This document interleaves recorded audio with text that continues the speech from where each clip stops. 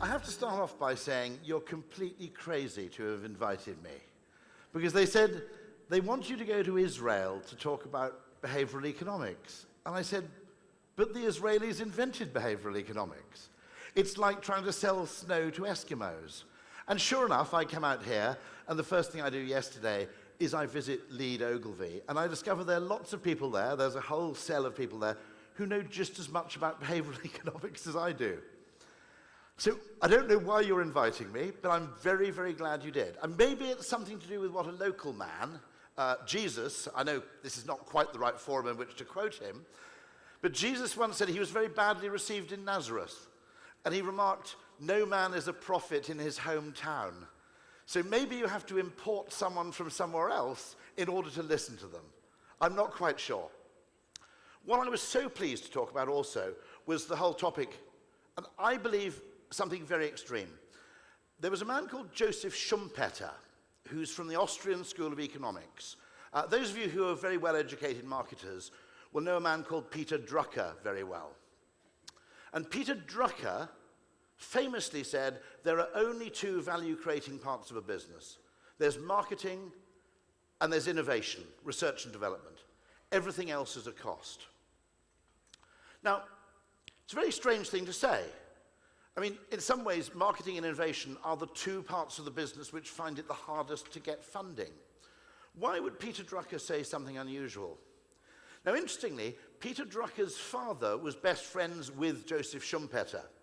Joseph Schumpeter was an Austrian school economist.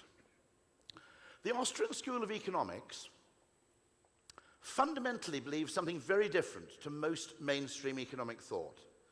They think, I think they're completely right, by the way, they think that all value is subjective and perceptual and depends on context. Standard mainstream economics thinks that value is just a product of what something is. Austrian economics, which invented something called praxeology, which was a forerunner of behavioral economics. Austrian economics believes that whether you value something depends not only on what it is, but how you perceive it, and how you perceive it depends on the context in which you view it.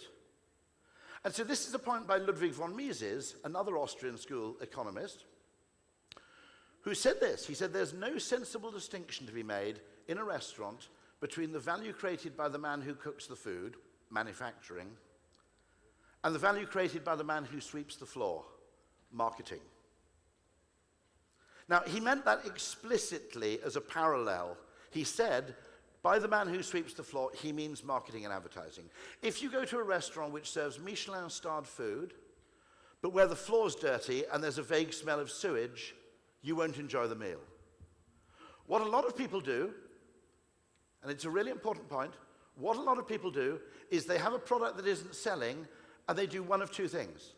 They try and make the food better or they drop the price. Because that's what conventional economics tells them to do, because conventional, unlike Austrian school economics, doesn't understand about the man who sweeps the floor. It doesn't understand that the context is as much a part of value creation as the reality. And if you think about it, if you're a real extremist, an Austrian school extremist, marketing and innovation are actually not only the only two things which create new value, they're actually the same thing. Now that sounds a really bold thing to say, but I want you to think of it like this. Once you accept this view of the world, and I think more and more science tells us this view is true, it's very, very important that behavioral economics and behavioral science tells us this too, because it gives scientific validation to marketing in a way that raises its stature in the eyes of, say, finance or the C-suite. Marketing's never had a pet science before. All these other guys in logistics and finance, they've all got their pet academic disciplines. We've never really had one. Behavioral economics means we finally do, and we can go in and argue our case with the same kind of confidence and with the same kind of scientific vocabulary of anybody else. But when I say that marketing and R&D are the same thing, think of it like this, okay? There are two ways you can create economic value.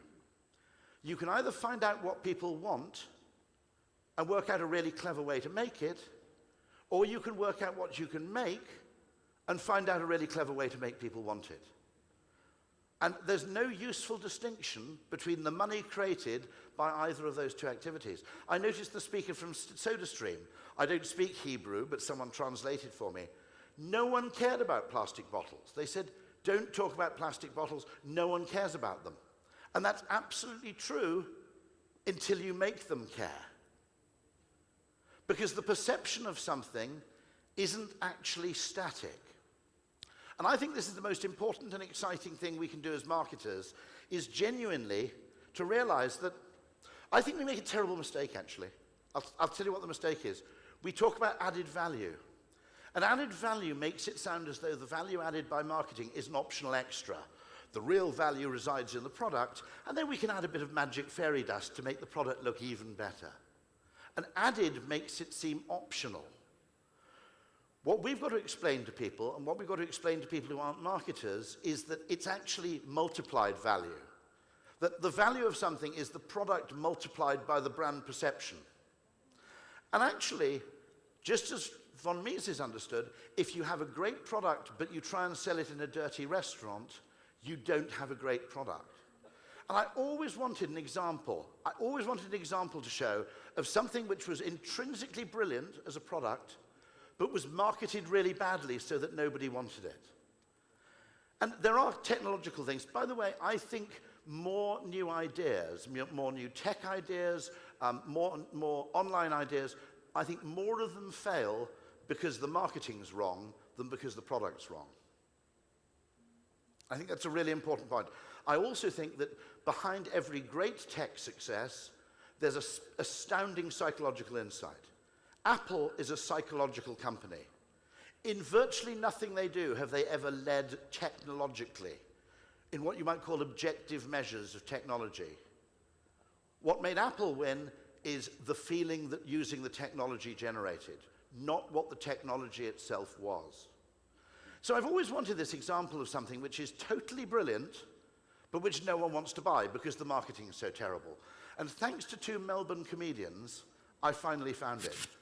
Hello. Hi. Whee! Peep shows. They have a pretty bad name, normally associated with lewd content, but by definition, they don't have to be. So in an attempt to change that, we took one of the world's biggest performing artists, kept all his clothes on, and set up an Ed Sheeran peep show. Would anyone dare to believe what was written outside and come into our very dodgy looking venue? How are you feeling? I don't really know what's going on, to be honest. That was fair enough, because we dressed Hamish as a fairly shady-looking spruiker in charge of getting customers. I got you Sheeran. Who wants some Sheeran? All right, I can hear Hamish. Do you think we'll get anyone? I don't think we'll get anyone. It's going to be a brave soul. I wouldn't come into... If there was a dude with a beard with a hat saying, like, come in and see this. Ed was right. This was going to be tough. You want to peep at Ed Sheeran for $2? Insurance. Do you want to peep at Ed Sheeran? Your loss. What do you reckon, big fella? Got Ed Sheeran in here. Beautiful ginger haired man. Sitting on a stool. What do you reckon? $2. Got Ed Sheeran just sitting on a stool in there. You want him? $2. $2 for a peep. Think about it. It's actually pretty good value. Despite trying, we'd had a total lack of interest for over 50 minutes. It's been some time. We should have got you a more comfy chair, I think. Yeah, I'm all right. I'm all right. Hey, big fella, got all the Sheeran you need in there. $2. What is it? All the Ed Sheeran you need. All the what? Ed Sheeran. Oh, I don't know what that is. Is it a singer? Yeah? Is that a yes? No? I think one of the big problems is people think Ed Sheeran's a code word for a new drug. How's it going? You guys like Ed Sheeran? $2. $2 for a 30-second peep. No, mate. What, like, are they just saying no? Yeah. Category. Dirt sheet peep. Dirt sheet peep. Here we go. $2. Do you reckon we're pricing it too high, and that's why we're not getting people coming in? I think $2 is pretty fair. Here we go, boys. It's a Friday. Get you Ed Sheeran peep show. $2. Sitting on a stool. Play you a song. If someone actually does think it's a peep show, and I quickly give you the go-ahead to take off all your clothes, are you willing to do that? I've been drinking a lot of beer recently. Oh, right. Yeah. You're not? A couple of months ago, maybe, but Yep. yeah, I'm in shape. It's just the shape of a potato. 2 hours in, and Hamish was getting more desperate. Ed Sheeran is literally sitting in there on the stage waiting for your $2. We were feeling it as well, but just when we thought this had been a giant waste of everyone's time. You guys like Ed Sheeran? You love Ed Sheeran? $2, Peep Show. Just got him sitting on stage in there. Nah, you're lying. Oh, $2. Are It's you gonna, for real? it's gonna cost you $2. You only get 30 seconds though. You wanna come in? I don't believe you. Well, there's only one way to find out. We might be on here. Here we go. Ed Sheeran Peep Show. He's there till midday. All right, your choice. No, she did the smart thing and walked away. Listen, if you guys want, I'm just saying, if you guys want to have a go, he's sitting in there by himself. It'll probably get busy later on. $2, 30 seconds. I mean, you both can come if you want. Just $2 ahead.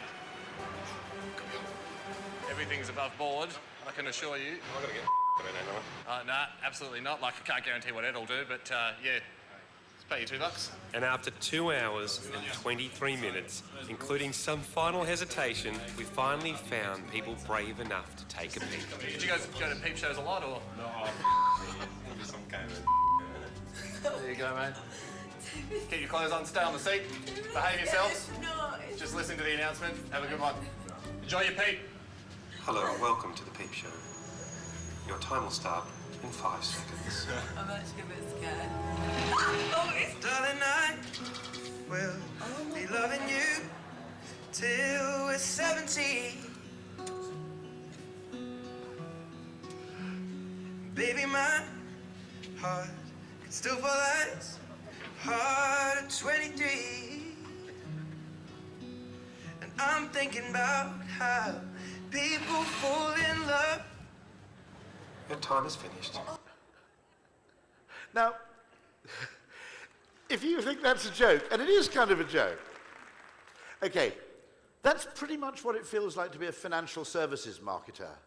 If nobody really trusts you, nobody can buy your product, doesn't matter how good it is. It's a really important point. And it's worth remembering that when Michael Lewis wrote a book effectively as a biography of Daniel Kahneman and Amos Tversky, he called it The Undoing Project. It was undoing the worst of the assumptions in conventional economics. I think what marketing needs now is its own version. I'm glad to say that Lead Ogilvy is going to be leading the charge on this one. It needs its own version of the Undoing Project. We need to go to the business world and say, so many of the assumptions you make in business are either wrong all the time, or they really require testing and experimentation. I frequently find one of the most successful bits of advice I ever gave a client is they had a product that wasn't selling. I told them to put the price up. Demand went up. It was at a fast food restaurant. I'll tell you, it was KFC in South Africa. And my logic was very simple. I said, you go to KFC for 2 reasons. You go for a bargain or you go for a treat. Something that's priced in the middle of the menu isn't a bargain and it isn't a treat. Before you make it a bargain, why don't you try pricing it like a treat? And demand went up. When I tell economists this, they become angry. I mean, literally. They actually become angry. Economics is the only scientific discipline where if your experiment doesn't work in reality, you're allowed to blame the people, not yourself. I don't know if they're probably, given this is Israel, there are probably a few of you are high-energy physicists or something. But in physics, if your experiment doesn't work, you can't blame it on pervy electrons. But in economics, if your experiment doesn't work, you just blame it on human irrationality. That's not a good science. And one of the important things is we are quite wrong. The thing we're most often wrong about is we don't know what people are trying to do. Most of the time we call someone irrational, it's because we don't know what they're really trying to do. You know, buying a Ferrari in London is really irrational if you want a form of transportation. If you want to humiliate your business rival, you know, it really beats a Nissan Leaf, okay? And so a lot of human behavior that's deemed irrational is because we don't fully understand. The strangest thing of all is we don't even understand what we ourselves are trying to do because so much of it is instinctive. And one of the most important things we're trying to do is not to achieve perfection. When we buy a television, we think we're trying to buy the best television we can. Now, I've talked to various experts in this field, some of them behavioral scientists, some very good statisticians like Nassim Taleb. What people are often trying to do when they make a purchase is minimize variance. There's the average outcome and there's the variance of the outcome. When you pay extra for a branded television, It's a more expensive television, but it's also less likely to be really terrible. Why is McDonald's the most successful restaurant in the world? It's not because it's really, really good, it's because it's really, really good at not being terrible. Now, we don't understand this because instinctively, when we explain our behavior, we portray ourselves as maximizers. When we really make an emotional, real-world decision, we act like satisficers. We go, actually, I'm prepared to pay $100 extra for a television to reduce the chance that it might be terrible. You can see this perfectly on eBay. Now, logically, if someone was 10% cheaper on eBay and they had a 95% approval rating, we'd buy from them, wouldn't we? We go, well, there's a 5% chance the goods don't arrive, but I'm saving 10%, so I'm up on average. The human brain has not evolved to think like that. If you've got a 95% approval rating on eBay, you can't sell anything to anybody except at about a third of the price of anybody else. So the way our brains work and the way our brains tot up the information on which we make decisions is completely different to the way we think it is. And it's completely different to the way that people portray it in research. If you think about it in research, research is all context blind. There is one thing no consumer ever says in a research group. Would you pay $3, let's say before Starbucks existed, would you pay $3 for a cup of coffee? And they'll all say no. Some people might say yes. What nobody says, which is the true answer, is it all depends on the context. Will you pay $1,000 for a handbag? At Walmart, no. On Fifth Avenue, yes. And so humans, when they describe their own decision-making processes, and when we understand our own decision-making processes, we don't really understand it. And so I think quite a lot of nonsense is talked about brands, because people go on about, oh, there's this wonderful Google space in your brain and the Microsoft space. You know, and we add and we add and we add this wonderful kind of, mental value. Most of what we're doing, if you look at people buying something that doesn't have a recognizable brand, you don't see less brain activity, you see much more, because they're frightened. Okay? When you see someone buying Coke, it registers almost nothing on their brains because it's a completely confident decision.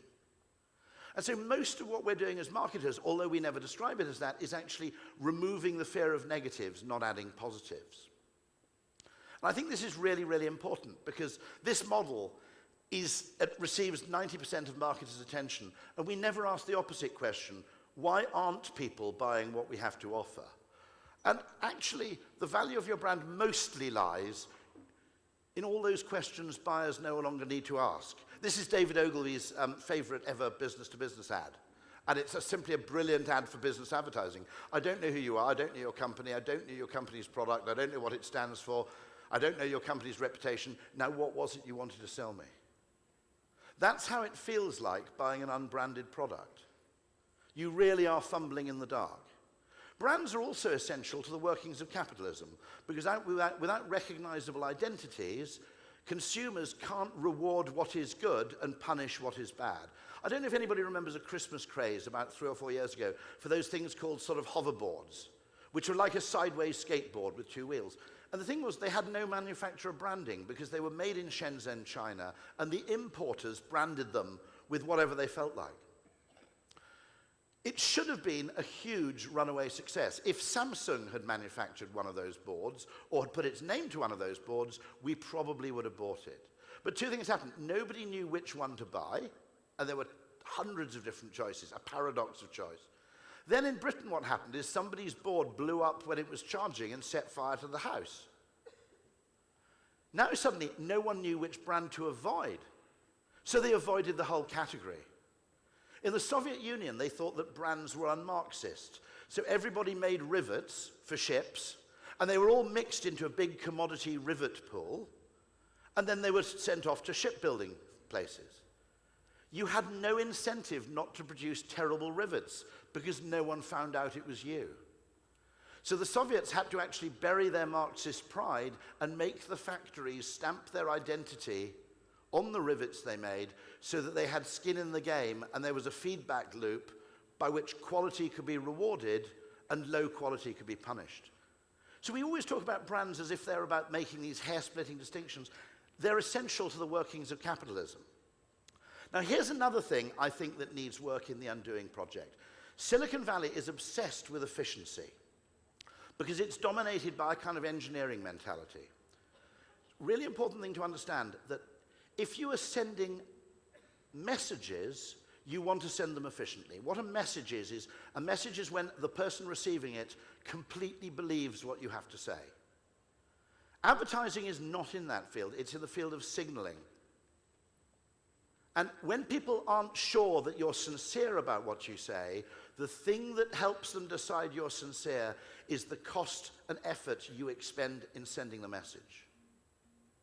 Now, again, I'm bringing this back home because it was an Israeli called Amos Zahavi, a brilliant biologist, who understood the idea of costly signaling. Now, what I criticize Silicon Valley for is they understand function, but they don't understand meaning. So the typical Silicon Valley, or indeed the typical business consultant approach is you go to a hotel, the hotel has a doorman. You define the function of the doorman as opening the door, you fire him and replace him with an automatic door opening mechanism, and then you point to the massive savings you now enjoy and you go away. In reality, of course, the doorman isn't principally about opening the door. He's about recognition, he's about security, he's about ensuring the status of the hotel, he's about carrying luggage. He does lots of other things. Now, in the same way, the tech world has defined advertising as the efficient, low-cost delivery of messages with a minimum level of waste. In the natural world, messages only have meaning if they're costly to produce. A flower is basically a weed with an advertising budget. Okay? The cost of investing in flowers is a reliable signal to bees that you've actually produced some nectar as well. And this failure to understand this, I think, is driving advertising into an extraordinary incremental game of trying to make it as cheap as possible, while failing to realize that it's the very fact that it's expensive and indiscriminate that makes the messages powerful. And let me just give an example of this. I mean, sorry about this. How do you get married? You want your wife, in particular, to think you're serious about the relationship. It doesn't matter how rich you are, an engagement ring has to cost an amount of money that really hurts, because it's proof of sincerity. When you make your marriage vows, do you go door to door, making them one person at a time? No. To make them convincing, you gather together everyone you know in one place, and you make your promises in front of everybody. When your target audience are interconnected and all know each other, it only takes one person to stand up and say, he's lying. So when you make a promise in front of 100 people, you really believe what the guy's saying. When he makes a promise just to you, he could have picked you out as a sucker. So we instinctively trust indiscriminate mass media more than we trust one-to-one media, and we are intrinsically impressed by expensive media more than we are by cheap media. And yet the whole digitization project of advertising is trying to do the very opposite of what we do when we get married. It's basically inviting all your friends to your wedding by email and, booking a small room in a pub somewhere. And we haven't realized that because Silicon Valley's looked at advertising as if it's a messaging problem, as if it's a mere matter of the efficient communication of bits and bytes. In marketing, what you're trying to communicate actually is not information, it's your own conviction in your own product. You would only spend a lot of money irreversibly promoting your product up front if you believed it was going to be both repeatedly and widely popular. And so again, it's another Israeli, Amos Zahavi, costly signaling theory. He died about 3 or 4 years ago, but it's one of the most extraordinary theories in biology, and I think it's brilliant. You can deliver a message by doing the bare minimum. In marketing, meaning is actually conveyed by the thing, it's in marriage for that matter, meaning is conveyed by the things you do that you don't actually have to do. It's a really important point. You can go further in this, by the way. Did you know that the reason why flowers and jewelry are particularly popular presents when bought by men for women? And it's because men aren't remotely interested in jewelry and flowers. So there's no self-interest when you buy your wife a necklace for Christmas, or if you buy your wife a bunch of flowers. If you buy your wife a quad bike or a drone for Christmas, on the other hand, there's a strong suspicion that you're really doing it for you.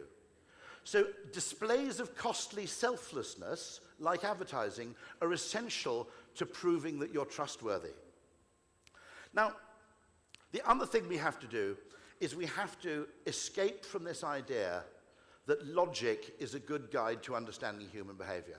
And one of the best things you can do competitively is test things that are stupid. Now, not completely randomly, idiotically stupid, but take the things you assume are true and test whether you're right about them. Because if you discover you're wrong, that's the most valuable information you can ever have, because your competitors probably won't know it. And just to give you an example from nature of exactly how the relationship between doing what you know works and R&D, how important that relationship is, bees have an R&D function.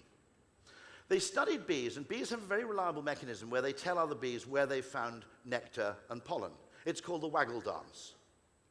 And they go back and they do a little dance in the hive, and the other bees go, that's handy, because it'll save me traveling off in a silly direction. So I'll obey the waggle dance, and I'll go and find the pollen as promised. But 20% of the bees ignore the waggle. It varies, actually, depending on where you are. But around 20% of the bees ignore the waggle dance. They just go off at random. And bee scientists were totally baffled by this. They said, we've had 20 million years of bee evolution. You would have thought that bees would have evolved a kind of compliance department, which would say we need a higher level of compliance with the waggle dance to bring our pollen collection target in line with our budget for Q3. No. They modeled it as a complex system. Without the random bees, the hive gets trapped in a local maximum and starves to death. So what you need to do in marketing is follow what bees do. 80% of your budget, you put it towards using what you already know. The waggle dance part of your budget. The 20% is a completely different payoff. Most of those bee journeys are a waste of time, but one time in 1,000, they discover a fantastic field full of flowers that none of the other bees knew existed. And so the trade-off between short-term optimization and long-term experimentation is actually necessary for survival. Now, very quickly here, marketing logic, psychological logic is not the same as mathematical logic or physical logic. For one thing, in physics, the opposite of a good idea is wrong. And we're all taught that at school. We're all looking for the single right answer. Human behavior isn't like that at all. In marketing, the opposite of a good idea can be another good idea.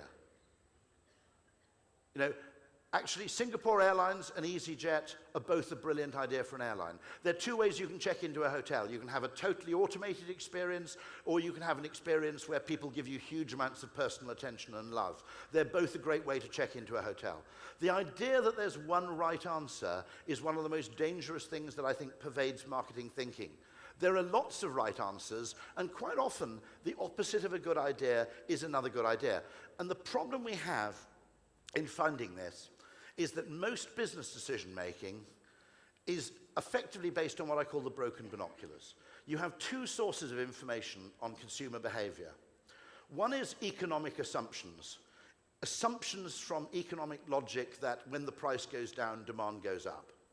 Sometimes it's true more often than not, it's not unreliably true. I'll give you an example. Imagine you have two products for sale, and one of them looks better than the other, and it's also cheaper. To an economist, that should be the easiest decision in the world. To a human, it doesn't make sense, because they go, if I were that person and I had a better product, I'd charge more for it. So what they then start doing is they go, maybe there's something wrong with the more expensive, with the cheaper product, and that's why it's cheaper. And then what happens is they don't buy either of them. Nespresso, which is one of the most brilliant companies in the world in terms of behavioral science, and I'll explain why later, made an extraordinary mistake where they sold two versions of the Virtuo machine, the new Virtuo machine, the Virtuo and the Virtuo Plus, and they sold them both at the same price. And we just can't make a decision like that. It's too weird. If you can't understand what the motivation and what the logic of the person selling to you is, you can't then complete the transaction. And so economics is so wrong. The other one is, again, market research. Literal interpretation of market research is based on the assumption that we know why we do the things we do, and we don't. We do the things we do instinctively, and then we post-rationalize. So, I'll become very quick here. What we have to do, like those rogue 20% of Bs, which are in the R&D and marketing function, the exploration function, we have to understand as part of our Undoing project that there's a science of knowing what logic's wrong about. In matters of human perception, taste, and judgment, logic is an appallingly bad guide. Imagine, let's say, 20 years ago, 15 years ago, you wanted to compete with the Coca-Cola company. And for 150 years, the Coca-Cola company's been the most successful cold, non-alcoholic drink anywhere in the world, apart from water.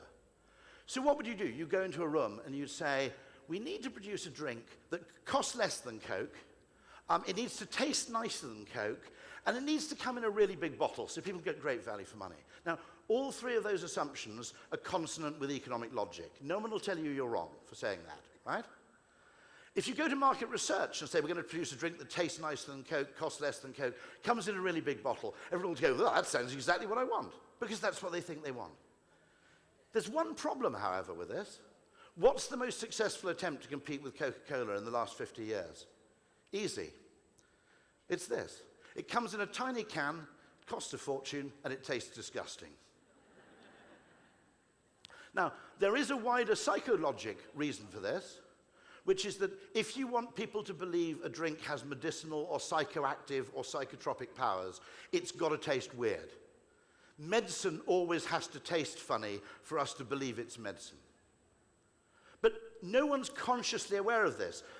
Quite a lot of manufacturers have stumbled on it by accident. When I was a kid, there was a drink called Sanatogen, which was a tonic wine, which I think was a way in which people who claimed to be teetotal could drink alcohol by pretending they were ill. And the last ingredient they added into this wine was a chemical that didn't taste very nice, because they said no one would believe it was a tonic if it was delicious. And so, one of my suggestions for R&D in marketing terms, because we know that the opposite of a good idea is also maybe a good idea, is take one thing that makes sense and pretend the opposite. And so, this is something we did, okay? Everything about pizza delivery, the whole business about the pizza delivery business, assumes that everybody wants their pizza as soon as possible. Because if you look at the data from pizza delivery, be really wary of big data, by the way. All big data comes from the same place, the past. And one single new thing can change the rules. Nokia disappeared as a company because they had data that showed how much people were prepared to pay for a mobile phone. And they said there won't be a global smartphone market for another 5 or 6 years, so we'll sit on our hands. They ignored an anthropologist called Tricia Chen, I think her name is, who told them, you're wrong, because when that phone is a smartphone, people will pay 3 or 4 times as much. And they said, yes, but you're only one data point. We've got millions. Now remember, on the Titanic, iceberg dead ahead was only one data point. So the idea that because you have a lot of data on something, it makes it more true, is only true if you're a historian. It isn't really true if you're trying to predict the future. Now, in a restaurant, we said, look, everybody, if you look at the data, everybody who orders a pizza basically wants it as fast as possible. Now, everybody who goes to a posh restaurant orders wine. And so it would be very easy to assume that that's because everybody in a posh restaurant wants wine. Now, I worked with Diageo a bit, and I said, no. The reason everybody orders wine in a posh restaurant, there are multiple reasons. One of them is if you have a mixed gender group, okay, men will drink anything, but about 30% of women won't drink beer. So once you have a mixed group, you tend to default to, it's a bit like type O blood, you know, the kind that everybody can have. But there are other reasons. The restaurant wants to sell you wine because the markup's huge. You can't charge 30 quid for a glass of Johnny Walker Red because people know what it costs in the shops. But you can buy a case of Chateau de Bollocks 2014 for like €5 a bottle and charge 30 euros for it, and nobody's any the wiser. In fact, because it's expensive, it tastes better. Do you know this? Wine tastes better if it's expensive. It tastes better if it's poured from a heavier bottle. Chocolate tastes sweeter if you make the lumps rounder. Painkillers are more effective if they're branded. Painkillers are more effective if you tell people they're expensive. It's all perception. And your car drives much better after you've had it cleaned. Have you noticed that? It's not only a shinier car, it's a quieter car, a smoother car, a more comfortable car. It corners better, it accelerates better. Human perception is really leaky, and I'll show you in 1 second. What happens in a restaurant? There are already wine glasses on the table, which sets the assumption that you're going to drink wine. Then they bring you a drinks list, which isn't called the drinks list, it's called the wine list. And the choice architecture of the wine list is pages and pages of wine, followed by a small back page for perverts and deviants who want to drink beer or spirits. And then finally, they do the final act of genius, which is they only bring one wine list. Now, there's only one drink you can share with the whole group. So the guy with the wine list has no choice but to turn to the table and go, red or white. Because by expecting him to order on his own, he's got to order for everybody, which means he's got to order wine. Now, what that means is that maybe in any restaurant situation, there are actually 30% of people or 40% of people who'd rather be drinking something else. But the choice architecture basically forces them to drink wine. And we said to Pizza Hut, we said, maybe the same is true with getting people to order pizzas. When you ring up a pizza place, they assume you want it immediately. If you go to the app, the default is ASAP. If you go to the website, the default is ASAP. We said two things. Change the default so that it's 40 minutes, 45 minutes, 50 minutes, and try expressing it not as a delay in which shorter is better, but express it as a time of day. When do you want your pizza to arrive? 8:20, 8:25, 8:30. Because then people might go, well, actually, I'm going to get it to arrive at half time. Now, the reason this is really important is if you can create a 10, 20, 30-minute buffer in pizza orders, you can put more than one pizza on a bike. You wait for 3 orders to come in from the east part of town and 3 orders to come in from the west part of town. You've now delivered 6 pizzas with 2 bikes rather than 2. Most of the cost in pizza delivery is in the delivery, by the way. So this is an extraordinary thing if you can manage to do it. We tried it. We changed the defaults, equivalent to getting rid of the wine glasses and calling the drinks list the drinks list, okay? Calling the wine list the drinks list and giving everybody their own list with cocktails at the front, in which case they'll all choose to drink something completely different. And what happened? You could push the default out to an hour and no sales were lost. The buffer meant you could actually get 3 deliveries per bike rather than 1. And we didn't even predict this. We thought this was weird ourselves. Customer satisfaction went up by 50%. Maybe because when you project something as a time of delivery rather than as soon as possible, it makes waiting less stressful. So never assume that what people do is what they want. It's often a product of the context in which they perceive things. The problem is that suggesting counterintuitive things has a high career cost. If you have a creative suggestion, you've got to present it to loads of rational people who pull it to bits. Do you notice, though, this never applies the other way around? If you have a rational suggestion, nobody ever says, but before we implement this, let's ask some creative people if they have a weirder idea. There's a complete one-way street in business decision-making which gives rationality the last word. And this biases decision-making to an extreme degree. Very quick example, because I'm conscious I'm overrunning. Just to prove why it's so important to test weird things. A charity mailing delivered by hand, envelopes put through the door of millions of British homes. And we tested actually 6 things. I'm going to talk about 4. One of them made perfect logical economic sense. Mention gift aid, the fact that if you tick a box on the form, the government adds 25% to your donation. Okay? The other 3 were basically economically illogical, but we came up with them through the inspiration of behavioral economics. So, gift aid, totally logical. Orientation, we made the envelope the other way around so that the flap was on the narrow edge, not the long edge, because it feels more like an envelope that you'd put money in. We made the paper posher. Remember costly signaling? Do I have to stop now, immediately? Or 2 minutes? Okay. We made the paper posher, and we mentioned on the envelope that it had been hand-delivered, not delivered by the postman. What happened? Weirdly, okay, the one logical suggestion was a total disaster. It was so logical that under normal circumstances we wouldn't even have tested it. It reduced donations by 40%. The 3 bonkers suggestions, on the other hand, all increased the donations by 17, 14, 13 and 10%. Why is this so important? I'll show you this last and I'll end. At any one moment, we are being bombarded by sensory information. Our brains do a remarkable job of making sense of it all. It seems easy enough to separate the sounds we hear from the sights we see. But there is one illusion that reveals this isn't always the case. Ba, ba, ba. Have a look at this. What do you hear? Ba, ba, ba. Ba, ba, ba. But look what happens when we change the picture. Ba, ba, ba. Ba, ba, ba. Ba. And yet, the sound hasn't changed. In every clip, you are only ever hearing ba with a B. Ba, ba. Ba. It's an illusion known as the Mcgurk Effect. Ba. Take another look. Ba. Concentrate first on the right of the screen. Ba. Now to the left of the screen. Ba. The illusion occurs because what you are seeing clashes with what you are hearing. In the illusion, Evolution doesn't give a shit about accuracy, it only cares about fitness. Perceiving contrast is much more important than perceiving accurate colours. So if you hold your hand up so you cover the join on the left between the grey thing at the top and the white thing at the bottom, you'll see that objectively the top and the bottom are actually exactly the same colour.